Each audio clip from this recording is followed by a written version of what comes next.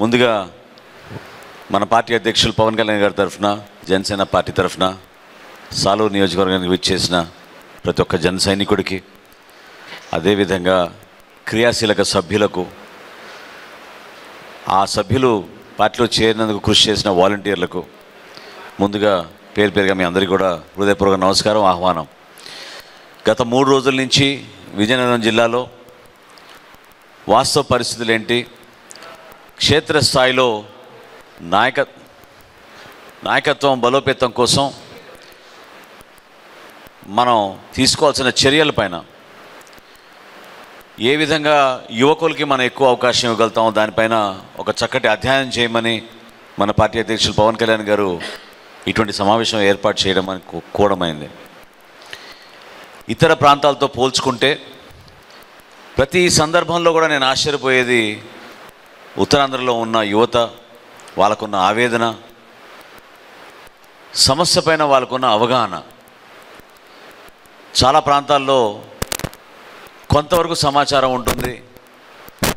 వాళ్ళు కాలేజీలో చదువుకున్నప్పుడు, కొంతమంది ఉద్యమాల్లో ఉన్నప్పుడు సమస్యలపైన పోరాటానికి సిద్ధమవుతూ ఉంటారు, నిలబడతారు. ఉత్తరాంధ్రలో మాత్రం ప్రతిరోజు జీవితమే ఒక పోరాటం కాబట్టి, కష్టాల్లో కుటుంబాన్ని ఆదుకుంటూ, తల్లిదండ్రులు కష్టపడి చదివించి మనల్ని డిగ్రీ చేసిన తర్వాత ఏదో ఒక ఆశతోటి ఉద్యోగాలు వస్తాయని నమ్మకంతో, వ్యవస్థ పైన నమ్మకంతో మిమ్మల్ని అందరినీ కూడా ప్రోత్సహించుకుంటూ ముందుకు వచ్చారు. కానీ ప్రధానంగా విజయనగరం జిల్లాలో చూస్తే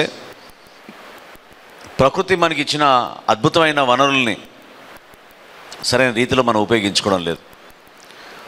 సాలూరులో ఉదాహరణకి అక్కడున్న హైడ్రో ఎలక్ట్రిక్ ప్రాజెక్ట్స్ గురించి కానివ్వండి, జలాశయాలతో మనకు వచ్చే టూరిజం గురించి కానివ్వండి, యువత ఉపాధి కోసం ఎదురు చూస్తున్నప్పుడు ప్రభుత్వం నుంచి ఆ విధంగా స్పందించే మనస్తత్వం లేనప్పుడు ఈ అలజడి సహజంగానే ఉంటుంది. పవన్ కళ్యాణ్ గారు గతంలో కూడా, నేను శాసనసభాపతిగా ఉన్నప్పుడు సాలూరులో, అప్పుడు రాజేంద్ర గారి ఆహ్వానం మేరకు ప్రపంచ గిరిజన దినోత్సవం సందర్భంగా నేను వచ్చాను. ఆ రోజున, ఆ రోజు కూడా నేను అక్కడున్న పరిస్థితులు చూసి ఆశ్చర్యపోయాను. ఎందుకంటే చాలా ప్రాంతాల్లో ఒక నియోజకవర్గ హెడ్ క్వార్టర్ అంటే, ఒక ఐటీడీఏ ఉన్న ప్రాంతంలో, కొన్ని ఆఫీసులు ఉన్న ప్రాంతాల్లో కొంతవరకైనా అక్కడ సదుపాయాలు ఉంటాయి, కార్యక్రమాలు జరుగుతూ ఉంటాయి, 10 మందికి ఉపయోగపడే సౌకర్యాలు ఉంటాయి. అక్కడ మాత్రం నాకు ఎక్కడ కూడా కనపడలేదు. గిరిజనులు అనే కాన్సెప్ట్లో ప్రభుత్వం నుంచి రావాల్సిన నిధులు కూడా పూర్తిగా దారి మళ్ళీపోయినాయి. ఉదయం కూడా నేను చెప్పాను, భారతదేశంలో మొట్టమొదటి రాష్ట్రం ట్రైబల్ సబ్ ప్లాన్ గురించి ఆ రోజు శాసనసభలో సభాపతిగా నేను ఉన్నప్పుడు దాన్ని తీసుకొచ్చి మన రాష్ట్ర ప్రజలకి, మన గిరిజనులకి, మన ఎస్సీ వర్గాలకి ఉపయోగపడేటట్టు ఒక స్పష్టమైన ఆదేశాలతో ప్రతి సంవత్సరం ఇంత నిధులు మనం ఖర్చు పెట్టాలి అనే ఉద్దేశంతో దాన్ని, ఆ చట్టాన్ని తీసుకురావడం జరిగింది. కానీ కేవలం నామమాత్రంగా కొన్ని కార్యక్రమాలు చేస్తున్నామని చెప్పుకోవడానికి కోసం ప్రభుత్వం ఏదైతే ఈ రోజున 3 రాజధానులు అంటున్నారో, ఏదైతే అభివృద్ధి వికేంద్రీకరణ అంటున్నారో, లేకపోతే మరి పదవుల వికేంద్రీకరణ అంటున్నారో ఎవరికి అర్థం కాని పరిస్థితులు. కానీ మనలో మనకే ఒక అలజడి సృష్టించడానికి, మనలో మనకే భేదాభిప్రాయాలు తీసుకురావడానికి కోసం కావాలని మన పైన అనవసరమైన ఒత్తిడి తీసుకొచ్చి వాళ్ళ వైఫల్యాల్ని ప్రజలు మర్చిపోయేటట్టు కొత్త సమస్యలు సృష్టించి మనల్ని మభ్యపెట్టడానికి కోసం జగన్మోహన్ రెడ్డి గారి ప్రభుత్వం ప్రయత్నిస్తుంది. దాన్ని దయచేసి మీరు అందరూ కూడా గుర్తుపెట్టుకోండి. ఎందుకంటే కేవలం బటన్లు నొక్కి అద్భుతంగా జరిగిపోతుంది ఈ ప్రాంతంలో అభివృద్ధి, ప్రతి ఇంటికి మేము ఇన్ని లక్షల రూపాయలు ఇచ్చేస్తున్నాం అని పదే చెప్పే ముఖ్యమంత్రి స్థానికంగా ఇంత నిరాశ ఎందుకుంది? ఎందుకు యువత ఈ రోజున భయపడి భవిష్యత్తు ఏంటనే భయంతో ఎందుకు ఉంటున్నారు?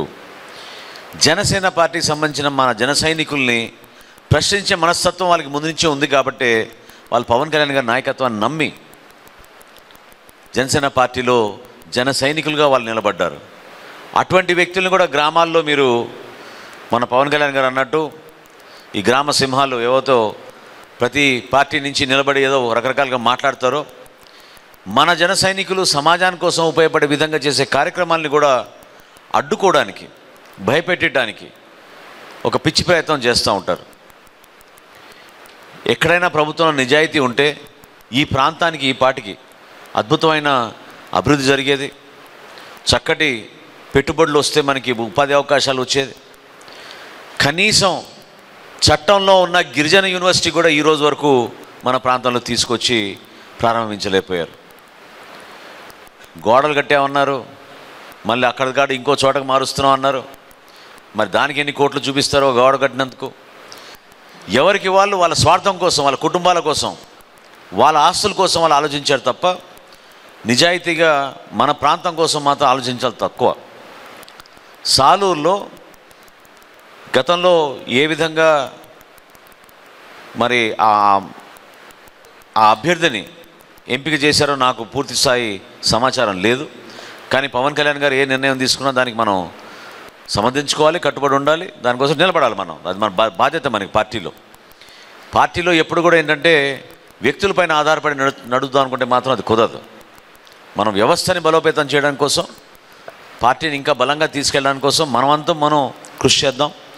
అది కొంచెం మారుమూల ప్రాంతం అయింది కాబట్టి సహజంగానే ప్రతి సందర్భంలో మిమ్మల్ని కలవకపోవడం, లేకపోతే మీతో కూర్చుని మాట్లాడుకోపోవడం, లేదా ఆ ప్రాంతంలో పర్యటన పెట్టుకుని పార్టీ బలోపేతం కోసం కొన్ని కార్యక్రమాలు చేయలేకపోవచ్చు. కానీ మీరందరూ కూడా పార్టీ కోసం నిలబడ్డారు. మీరు నిలబడ్డారు కాబట్టి మా పైన కూడా బాధ్యత ఉంది. ఆ బాధ్యత ఏంటంటే పార్టీ నిర్మాణం జరగాలి. సంస్థాగతంగా మనం బలోపేతం అవడానికి కోసం మండల స్థాయిలో కమిటీలు రావాలి, గ్రామ స్థాయిలో కమిటీలు రావాలి, నియోజకవర్గానికి ఒక ఇన్ఛార్జ్ తీసుకురావాలి. అదేవిధంగా జిల్లాలో కూడా ఒక నాయకత్వం వచ్చి, జిల్లా కమిటీ కూడా వచ్చి, మీకు ఎప్పుడు ఎటువంటి ఇబ్బంది ఉన్నా కూడా మీ తరఫున మీకోసం నిలబడే వ్యక్తులు జిల్లాలో నాయకత్వం పెంచాల్సిన అవసరం, బాధ్యత ఖచ్చితంగా మన పైన ఉంది. దాన్ని మర్చిపోయామనో, విస్మరించామనో, పట్టించుకోలేదనో దయచేసి అనుకోబాకండి. మీకు దానివల్ల ఇబ్బంది అయింది, అది నేను ఒప్పుకుంటున్నాను. ఎందుకంటే గత 3 సంవత్సరాల నుంచి కూడా ఉత్తరాంధ్ర పైన దృష్టి సారించి కొంతవరకైనా మనం మంచి నాయకత్వం తీసుకొద్దామని ఒక ప్రయత్నం నిజంగానే పవన్ కళ్యాణ్ గారు చేశారు. కానీ అటువంటి నాయకత్వం లేనప్పుడు మనం బాధ్యత అప్పచెప్పడం కూడా పొరపాటుని గ్రహించి ఆయన తొందరపడి ఎవరు కూడా బాధ్యత అప్పచెప్పలేదు. మీరు అనుకుంటున్నారు ఏదో కొన్ని నియోజకవర్గాల్లో ఇన్ఛార్జీలు ఉన్నారని. ఉత్తరాంధ్రలో మాత్రం ఎక్కడ కూడా నియోజకవర్గాల్లో ఇన్ఛార్జ్ ప్రకటించలేదు. కొంతమందికి బాధ్యత అప్పచెప్పాము, పని చేసుకుంటున్నారు. కానీ ఇంకా అఫీషియల్గా పార్టీ నుంచి నియోజకవర్గాలకి ఇన్ఛార్జిగా పూర్తి స్థాయిలో ఎవరికి కూడా ఇంకా అప్పచెప్పలేదు. అది చేయబోతున్నాం, చేయాలి. పార్టీ పరంగా మన అవసరం అది. 2019 ఎన్నికల్లో క్షేత్రస్థాయిలో కొన్ని పొరపాట్లు జరిగినాయి. పవన్ కళ్యాణ్ గారు జనసేన పార్టీ నిర్మాణం చేసింది, స్థాపించింది కూడా ఆయన కష్టపడి ఒకే ఆలోచనతో. అదేంటంటే సామాన్యుడు, రాజకీయ కుటుంబం బ్యాక్గ్రౌండ్ లేని వ్యక్తి, అటువంటి వ్యక్తులు కూడా మనం ప్రోత్సహించి వాళ్ళకి పార్టీలో మనం స్థానం కల్పించి వీలైతే పోటీ చేసే అవకాశం కూడా కల్పిద్దామని ఒక ప్రయత్నం చేశారు పవన్ కళ్యాణ్ గారు. దాన్ని మనం గుర్తుంచుకోవాలి. ఇక్కడ మనకి రిజర్వేషన్ ఉంది, గిరిజనులకు మన ప్రాధాన్యత ఇవ్వాలి. గిరిజన కుటుంబం నుంచి మీరు వీలైనంత వరకు ప్రోత్సహించండి, మంచి వ్యక్తుల్ని గుర్తించండి, అటువంటి వ్యక్తుల్ని ముందు తీసుకొచ్చి పార్టీలో బాధ్యత చెప్పండి. తప్పకుండా పార్టీ నుంచి వాళ్ళకి సందర్భాన్ని బట్టి, సమయాన్ని బట్టి కరెక్ట్గా మనం ఐడెంటిఫై చేయగలిగితే ఐడెంటిఫై చేసి అటువంటి వాళ్ళకి మనం ఒక నమ్మకంతో, ఎందుకంటే పవన్ కళ్యాణ్ గారు ప్రతిసారి ఇదే అంటారు, ఒక ఎలక్షన్ కోసం మాత్రం దయచేసి జనసేన పార్టీలో జాయిన్ అవ్వబాకండి. మీరు మాతో పాటు ఒక 20-25 సంవత్సరాలు ప్రస్థానం చేస్తానంటే అప్పుడు మీరు జనసేన పార్టీలో చేరితే దానికి ఒక విలువ ఉంటుంది. దాని వెనుక కారణం కూడా అంత బలంగా ఎందుకంటారు పవన్ కళ్యాణ్ గారు అంటే, మన జన సైనికుల్ని ఆ ధైర్యం ఇవ్వాలి, వాళ్ళ కోసం నిలబడే నాయకత్వం కావాలి. ఎలక్షన్ అవగానే పారిపోయి మళ్ళీ కనపడకుండా పోతే మన జన సైనికులు దెబ్బతింటారు. వాళ్ళ కోసం కదా మన పార్టీ పెట్టింది అనేది ఎప్పుడు కూడా పవన్ కళ్యాణ్ గారికి అదొక ప్రయారిటీగా ఉంటుంది. దాన్ని మీరు అందరూ కూడా గర్వంగా తీసుకోవాల్సిన సందర్భం ఖచ్చితంగా ఉంది. అదేవిధంగా ఉపాధి అవకాశాల కోసం మనందరం కూడా కలిసికట్టుగా ఒక గొప్ప కార్యక్రమం చేద్దాం ఉత్తరాంధ్రకు సంబంధించిన అంశాలపైన. నిన్న నేను మత్స్యకార గ్రామానికి వెళ్ళాను. ఇది చాలా ఆశ్చర్యకరమైన సంఘటన మీతో పంచుకోవాలి. అక్కడ ఒక యువకుడు, నేను ప్రశ్నించినప్పుడు మీకు 10,000 రూపాయలు ప్రభుత్వం నుంచి మత్స్యకార భరోసా కింద వచ్చిందా అంటే రాలేదన్నాడు. ఎందుకంటే సార్ నాకు 107 ఎకరాలు ఉన్నాయని చూపించారు సార్ అన్నాడు. అంటే నేనే ఆశ్చర్యపోయా, ఏదో సరదాగా అంటున్నాడేమో అంటే తీరా చూస్తే ఫోన్ తీసి మరీ చూపించాడు. వాళ్ళ గ్రామ సచివాలయంలో అతనికి 107 ఎకరాల భూమి ఉందని చెప్పి, అందుకనే ఆయనకి ఆ 10,000 రూపాయలు మత్స్యకార భరోసా పథకం వర్తించదని చెప్పి వాలంటీర్ వ్యవస్థ ద్వారా ఆయనకి కవర్ చేసిన ఆ లెటర్ని ఆయన చూపించాడు. అంటే ఈ విధంగా ప్రభుత్వం మూర్ఖంగా పనిచేస్తున్నప్పుడు క్షేత్రస్థాయిలో గ్రామ సచివాలయాలని ఈ వాలంటీర్ వ్యవస్థ తీసుకురావడం, దాన్ని ఎక్కువగా శాతం రాజకీయ లబ్ధి కోసం ఉపయోగించుకోవడం, వాళ్ళ పార్టీ కోసం, వాళ్ళ కార్యక్రమాల కోసం, బెదిరించడానికి కోసం, ఇతర పార్టీలో ఎవరు కూడా ఉండకూడదనే ఆలోచన పిచ్చి ఆలోచన. ఎందుకంటే ఎక్కడ కూడా ప్రజాస్వామ్యంలో అటువంటి నాయకులు మిగలరు. ఒక ఎన్నికలతో వరకు రావచ్చు, ఇంకో ఎన్నికలు వచ్చే వరకు ప్రజలే వాళ్ళని తిప్పి ఇంటికి పంపిస్తారు. దాన్ని మీరందరూ కూడా ధైర్యంగా గుర్తుపెట్టుకోండి. మార్పు అనేది తథ్యం. ఆంధ్రప్రదేశ్లో వైఎస్ఆర్సీపీ విముక్త ఆంధ్రప్రదేశ్ ప్రభుత్వం ఏర్పడాలి వచ్చే ఎన్నికల్లో. దానికోసం మనందరం కూడా కృషి చేయాలి. అంతేగాని ఇక్కడ స్థానికంగా రాజేంద్ర ఉన్నారా లేకపోతే ఇంకెవరు ఉన్నారా అది ఇంపార్టెంట్ కాదు మనకి. ఇక్కడ మన పోరాటం అంతా కూడా ఆంధ్రప్రదేశ్కి ఒక మంచి భవిష్యత్తు కోసం పవన్ కళ్యాణ్ గారు చాలా బలంగా జనసేన పార్టీని ప్రజల్లోకి తీసుకెళ్తున్నప్పుడు మనం అందరం కూడా కృషి చేయాల్సింది ఒక వైఎస్ఆర్సీపీ విముక్త ఆంధ్రప్రదేశ్ కోసం నిలబడి పార్టీని ఇంకా బలోపేతం చేసుకుంటూ ముందుకెళ్ళాలి. సభ్యత్వం కూడా చాలా తక్కువ జరిగింది మీ నియోజకవర్గంలో. దాన్ని నేను తప్పు పట్టడం లేదు, ఎందుకంటే కొన్ని నియోజకవర్గాల్లో సభ్యత్వం ఎక్కువ జరిగింది, మనకి సాలూరులో చాలా తక్కువ జరిగింది. అనేక కారణాలు ఉండొచ్చు, అక్కడ నాయకత్వం లేదు. మీరందరూ కూడా ఉన్నంత వరకు మీరు కృషి చేశారు, నిలబడ్డారు పార్టీ కోసం. ఇంకా బాగా చేద్దాం, ఎందుకంటే వచ్చే ఫిబ్రవరి మార్చిలో మరొకసారి మనం క్రియాశీలక సభ్యత్వం చేసుకుంటాం. కాబట్టి తప్పకుండా సభ్యత్వం ద్వారా మీ అందరికీ కూడా కొంచెం సమాచారం కూడా అందుతుంది. దాని ద్వారా ఇంతకుముందు మీరు అన్నారు కార్యక్రమాలు చేసుకునేటప్పుడు ఎవరిని పిలవాలి, ఎవరిని కలవాలి మాకు అర్థం కావడం లేదు, తెలియడం లేదని. నేను ఈరోజు మీకు మాట ఇస్తున్నాను, రేపటికల్లా విజయనగరంలో ప్రతి నియోజకవర్గంలో, ప్రత్యేకంగా సాలూరులో ఒక వాట్సాప్ గ్రూప్ కేంద్ర కార్యాలయం నుంచి ఏర్పాటు చేసి ఆ వాట్సాప్ గ్రూప్లో మన సీనియర్ నాయకులు, మన క్రియాశీలక సభ్యులు, వాలంటీర్లు వీళ్ళందరూ ఆ గ్రూప్లో ఉండి మీరు చేసే ప్రతి కార్యక్రమాన్ని కేంద్ర కార్యాలయంలో వాటి గురించి సమాచారం తెప్పించుకుని అక్కడి నుంచి కూడా మేము ఏమైనా మీకు సలహాలు సూచనలు ఇవ్వాలంటే దాన్ని కూడా మీకు ఆ వాట్సాప్ గ్రూప్లో పొందుపరిచేటట్టు ఒక ప్రయత్నం తప్పకుండా చేస్తాం రేపటి నుంచి అని నేను మీకు ఈరోజు ఈ సభాపూర్వకంగా తెలుపుకుంటున్నాను. నిలబడదాం, కార్యక్రమాలు చేయడానికి ఎక్కడ కూడా వెనకాడాల్సిన అవసరం లేదు. ఎందుకంటే మన ప్రాంతంలో ఉన్న ప్రధాన సమస్యలు ఏంటి అని మనం ఆలోచించుకున్నప్పుడు జగన్మోహన్ రెడ్డి గారి పుణ్యం అంటూ రోజుకి 10 వస్తున్నాయి మనకి సమస్యలు ఎక్కడా కూడా మనం తక్కువ లేదు. మనం ఒక కార్యాచరణకు మాత్రం మనకు ఉండాలి. మనం ఈ కార్యాచరణ టేకప్ చేద్దాం. ఇందాక లారీ ఓనర్స్ గురించి చెప్పారు. నాకు ఉన్న సమాచారం ఆంధ్రప్రదేశ్లో విజయవాడ తర్వాత అతిపెద్ద లారీ ఓనర్స్ అసోసియేషన్ మనకి సాలూరులో ఉంది. సుమారు 10,000 మంది ఉన్నారని చెప్పారు. సో 10,000 మంది లారీ ఓనర్స్ ఉన్నప్పుడు కనీసం వాళ్ళ ద్వారా ఒక ముగ్గురికి ఉపాధి కల్పిస్తున్నప్పుడు వాళ్ళు బలంగా 30,000 40,000 మంది వాళ్ళపైన ఆధారపడే ఇండస్ట్రీ అది. దానికోసం మరి ప్రభుత్వం ఏం చేసింది? వాళ్ళ కోసం నిలబడదాం. వాళ్ళు కూడా చాలా హ్యాపీ ఫీల్ అవుతారు మనం వాళ్ళ కోసం పోరాడితే. ఆ సమస్య పరిష్కారం కోసం జనసేన పార్టీ నుంచి మన అందరం కూడా ఒకరోజు ధర్నా చేయడమో, లేకపోతే వాళ్ళకి నిధులు కేటాయించి ప్రత్యేకంగా ఆటో నగర్ ఏర్పాటు చేయమనో, ఒక ఇండస్ట్రియల్ పార్క్ ఏర్పాటు చేయమనో, అటువంటి అంశాలపైన కొంచెం అధ్యయనం చేసుకుని నియోజకవర్గ స్థాయిలో మనం దాని గురించి ప్రిపేర్ అయ్యి ఖచ్చితంగా మనం పోరాడదాం.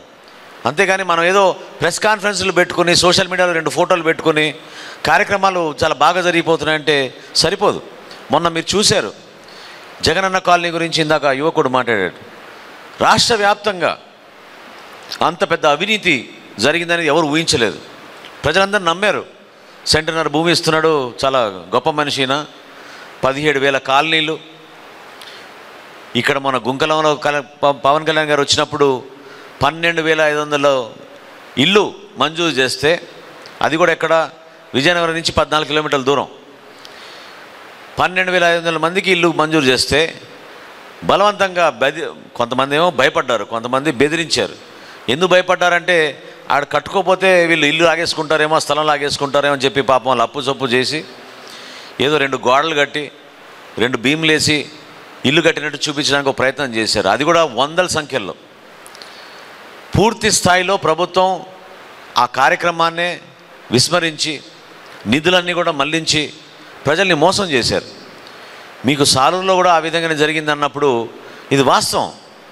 ఎందుకంటే ఆ భూమి కొనడానికి కూడా వీళ్ళు చాలా తీవ్రంగా వాళ్ళ ఓన్ మిత్రులతోటి ఆ భూములు కొని రైతులతోటి వాళ్ళు అగ్రిమెంట్లు చేసుకొని ప్రభుత్వానికి అమ్మినప్పుడు మాత్రం చాలా భారీగా వాళ్ళు సంపాదన చేసుకున్నారు స్థానిక ప్రజాప్రతినిధులు. ఇది వాస్తవం. వైఎస్ఆర్సీపీ పార్టీ వాళ్ళు చేస్తున్న కార్యక్రమాలు మామూలు విషయం కాదు. ఇసుక దోపిడీ భయంకరంగా జరుగుతోంది. అదేవిధంగా ఇందాక మీరు చెప్పారు ఆరోగ్య సమస్యలు, ఈ రోజుకి కూడా పిహెచ్సీలు లేకపోవడం, డాక్టర్లు లేకపోవడం గిరిజన ప్రాంతాల్లో. కనీసం ఐటీడీఏ పిఓ కూడా ఆ స్థాయిలో అక్కడ కార్యక్రమాలు చేసే ఒక మంచి వ్యక్తి, యువకుడు, ఐఏఎస్ ఆఫీసర్, నిజాయితీగా పనిచేసే వ్యక్తులు కూడా ఈ రోజున ఎవరు కూడా ఐటీడీఏలోకి రావడం లేదు. అది చాలా పొరపాటు. ఎందుకంటే ఆ ప్రాంతానికి ప్రభుత్వం నుంచి అన్ని విధాలుగా సహకారం వెళ్ళాలి, కార్యక్రమాలు వెళ్ళాలి, సంక్షేమం వెళ్ళాలి అనుకుంటే మాత్రం రాత్రింబవళ్ళు కష్టపడి చిత్తశుద్ధితో పనిచేసే యంత్రాంగం ఉండాలి అక్కడ.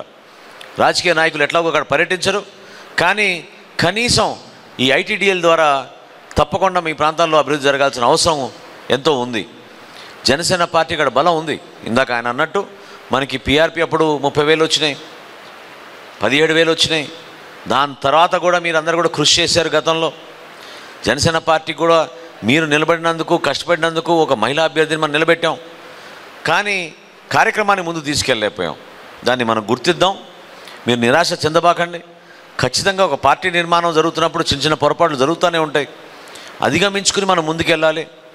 పవన్ కళ్యాణ్ గారి నాయకత్వాన్ని మనం పూర్తి స్థాయిలో బలపరుచుకుంటూ ముందు తీసుకెళ్ళాలి. ఎందుకంటే మన రాష్ట్రానికి అటువంటి మనిషి అవసరం, అటువంటి నాయకత్వం అవసరం. ఆయన ఎంతో మంచి ఆలోచనతోటి మన భావితరాలకు ఉపయోగపడే విధంగా నిజాయితీగా పార్టీ కోసం, మన ప్రజల కోసం ఆయన కష్టపడుతున్నారు. దాన్ని మిమ్మల్ని అందరినీ కూడా నేను మనస్ఫూర్తిగా కోరుకుంటున్నాను. బలపరచండి. మీ ప్రాంతం వరకు, సాలూరు వరకు నేను ఖచ్చితంగా, అంటే ఎప్పుడు రాగలుగుతానో లేదో నాకు చెప్పలేను, కానీ రేపటి నుంచి వాట్సాప్ గ్రూప్ మాత్రం ఏర్పాటు చేసి వీలైనంత వరకు నెక్స్ట్ సమావేశం మనందరం కూడా వీలైతే సాలూరులోనే ఏర్పాటు చేసుకుని మన పార్టీ నాయకులందరూ కూడా, కార్యకర్తలందరూ కూడా కలిసికట్టుగా ఒక మంచి ఆలోచనతోటి ఆ కార్యక్రమాన్ని విజయవంతం చేయమని కోరుతున్నాను. అదేవిధంగా ఈ కొటియా గ్రామాల గురించి కూడా చెప్పారు. దాదాపు 21 గ్రామాలు ఒరిస్సా ఆంధ్ర బార్డర్లో ఉన్న ఆ గ్రామాల గురించి అది చాలా తీవ్రమైన చర్చ జరిగింది. పత్రికల్లో కూడా పుంఖాలుగా రాశారు. ప్రభుత్వం నుంచి మాత్రం సరైన రీతిలో దానికి స్పందించే మనస్తత్వం కనపడడం లేదు. మరి అది కోర్టులో మరి అది ఉంది, ఎంతవరకు ఉందో నాకు తెలియదు. కానీ నిధులు కూడా కేటాయించి దాదాపు 180 కోట్ల రూపాయలు ఎంతో నిధులు కేటాయించారు. కానీ ఇప్పటి వరకు దానికి సరైన రీతిలో స్పందించలేదు ప్రభుత్వాలు.